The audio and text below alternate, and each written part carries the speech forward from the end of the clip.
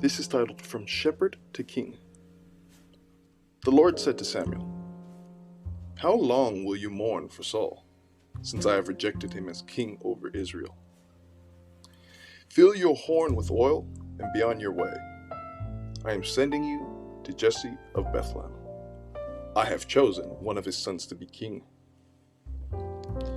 Samuel did what the Lord said. When he arrived at Bethlehem, the elders of the town trembled when they met him. They asked, "Do you come in peace?" Samuel replied, "Yes, in peace. I have come to sacrifice to the Lord. Consecrate yourselves and come to the sacrifice with me." Then he consecrated Jesse and his sons and invited them to the sacrifice. When they arrived, Samuel saw Eliab and thought, "Surely the Lord's anointed stands here before the Lord."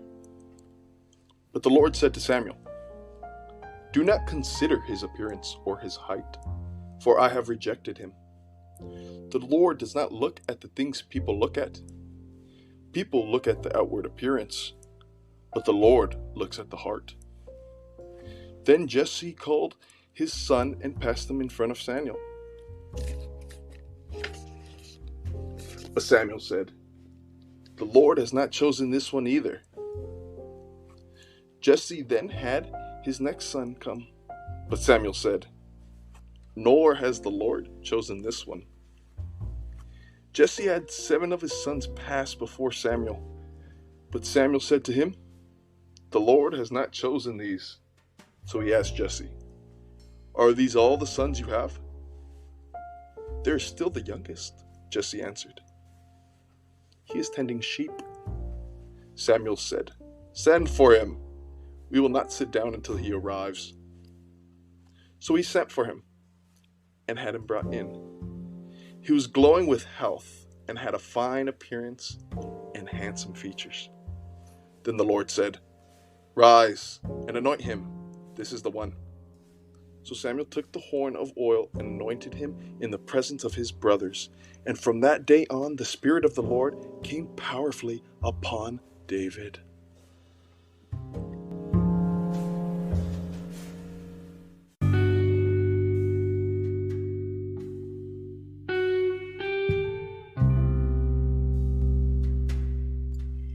Goliath stood and shouted to the ranks of Israel,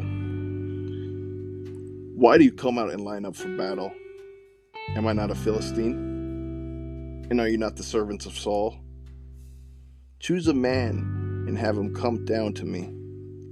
If he is able to fight and kill me, we will become your subjects. But if I overcome him and kill him, you will become our subjects and serve us." Then the Philistine said, "This day I defy the armies of Israel. Give me a man, and let us fight each other." On hearing the Philistines' words, Saul and all the Israelites were dismayed and terrified.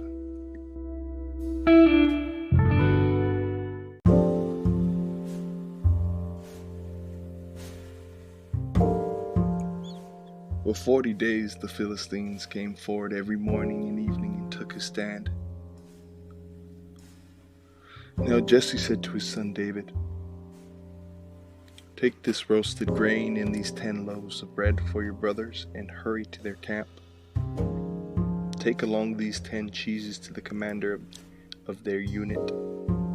See how your brothers are and bring back some assurance from them. They are with Saul and the men of Israel in the valley of Elah, fighting against the Philistines." Early in the morning, David left the flock in the care of the shepherd, loaded up, and set out, as Jesse had directed. He reached the camp as the army was going to its battle positions,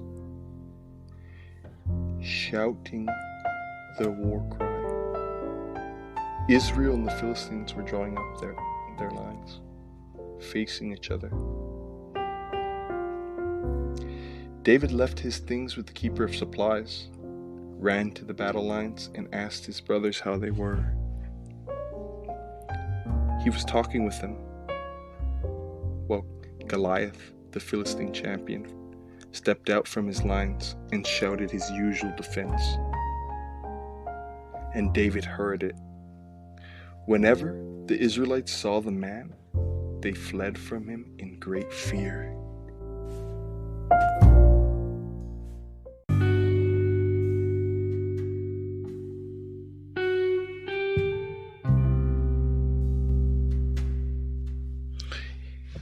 David gets to talking about this Philistine to some of the Israelite men.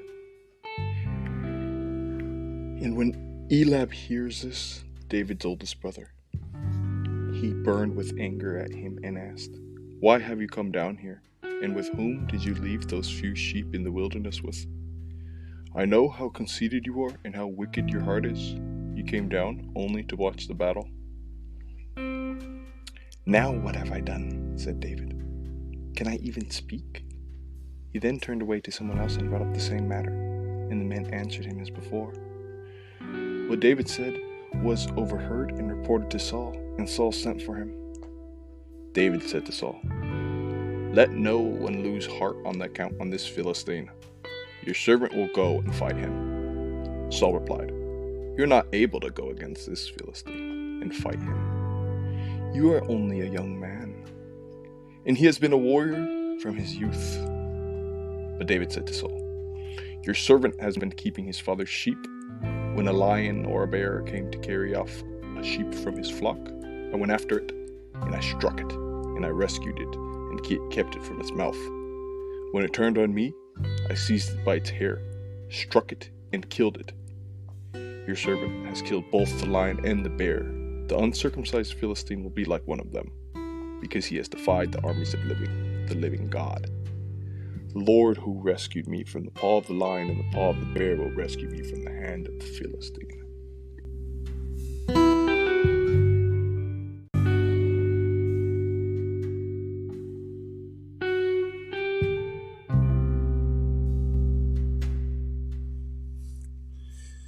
Saul said to David, "Go, and the Lord be with you." Then Saul dressed David in his own tunic. He put a coat of armor on him and a bronze helmet on his head. David fastened on his sword over the tunic and tried walking around because he was not used to them. "I cannot go in these," he said to Saul, "because I am not used to them." So he took them off. Then he took his staff in his hand, chose 5 smooth stones from the stream, put them in the pouch of his shepherd's bag and a sling in his hand, and approached the Philistine. Meanwhile, the Philistine, with his shield bearer in front of him, kept coming closer to David.